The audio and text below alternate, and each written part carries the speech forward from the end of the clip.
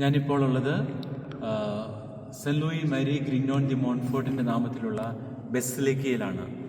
സെല്ലോറ സുസർഫ് എന്ന ഫ്രാൻസിലെ സ്ഥലത്ത്. മോൺഫോർട്ട്, ഇന്ന് മോൺഫോർട്ടിൻ്റെ ഓർമ്മ നമ്മൾ ആചരിക്കുകയാണ്. 1716 ആണ് മോൺഫോർട്ട് ഈ ലോകത്തോട് വിട പറഞ്ഞത്. അദ്ദേഹം വെറും 43 വയസ്സ് മാത്രം ജീവിച്ച് കടന്നുപോയ ഒരു വിശുദ്ധനാണ്. വെറും 43 വർഷത്തിനുള്ളിൽ തന്നെ അദ്ദേഹം 200-ലധികം മിഷൻ പ്രീച്ച് ചെയ്യുകയും ഒത്തിരിയേറെ ആളുകളെ ദൈവത്തിലേക്ക് അടുപ്പിക്കുകയും ചെയ്തു.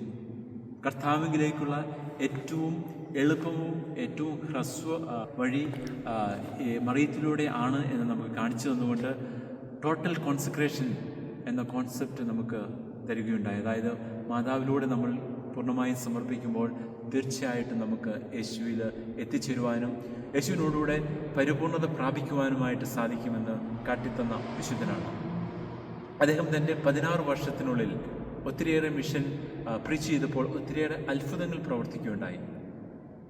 മൾട്ടിപ്ലിക്കേഷൻ ഓഫ് ദ ബ്രെഡ്, അതായത് അപ്പം വർദ്ധിപ്പിച്ചു, രോഗികളെ സുഖപ്പെടുത്തി, കൺഫ്യൂഷൻ വന്നവരെ സൗഖ്യപ്പെടുത്തിക്കൊണ്ട് അവരെ മൊത്തത്തിൽ സഭയിലേക്ക് ആനയിക്കുകയും ചെയ്തു. ഒത്തിരിയേറെ സുവിശേഷ പ്രഘോഷണത്തിലൂടെ അനേകം ആത്മാക്കളെ ദൈവത്തിന് വേണ്ടി നേടുവാനായിട്ട് സാധിച്ചു. അദ്ദേഹത്തിൻ്റെ അവസാന മിഷൻ 200 മിഷൻ പ്രസംഗിച്ചതിൽ ഏറ്റവും അവസാനത്തെ മിഷൻ ഇതേ സ്ഥലത്തായിരുന്നു, ഇതേ ചാപ്പൽ വെച്ചായിരുന്നു.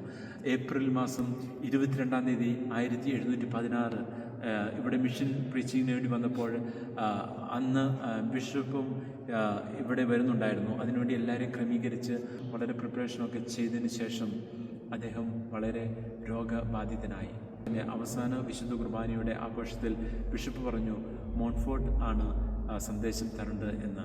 അങ്ങനെ മോൺഫോർട്ടിൻ്റെ അവസാനത്തെ പ്രസംഗം പുൾപിറ്റിൽ വെച്ചായിരുന്നു. അത് കർത്താവിൻ്റെ സ്നേഹത്തെക്കുറിച്ചായിരുന്നു. ദ ടെൻഡർനെസ് ഓഫ് ജീസസ്, കർത്താവിൻ്റെ സ്നേഹത്തെക്കുറിച്ച് സംസാരിച്ചുകൊണ്ട് മോൺഫോർട്ട് കുഴഞ്ഞു വീഴുകയായിരുന്നു. പിന്നീട് 6 ദിവസത്തിന് ശേഷം ഏപ്രിൽ 28-ാം തീയതി 1716 മോൺഫോർട്ട് ഈ ലോകത്തോട് വിട പറഞ്ഞു, തൻ്റെ സ്വർഗീയനാഥനോട് ആയിരിക്കുവാൻ വേണ്ടി. മരിക്കുന്നതിന് തൊട്ടു മുമ്പ് മോൺഫോർട്ട് പറഞ്ഞു, പിശാചേ, ഇനി ഒരിക്കലും നിനക്ക് എന്നെ ശല്യപ്പെടുത്തുവാനായിട്ട് സാധിക്കില്ല, ഞാൻ മാതാവിൻ്റെയും യേശുവിൻ്റെയും മധ്യത്തിലാണെന്ന് പറഞ്ഞുകൊണ്ട് വിശുദ്ധ കുരിശ് ചുംബിച്ചുകൊണ്ട് അദ്ദേഹം അവസാന ശ്വാസം വലിച്ചു.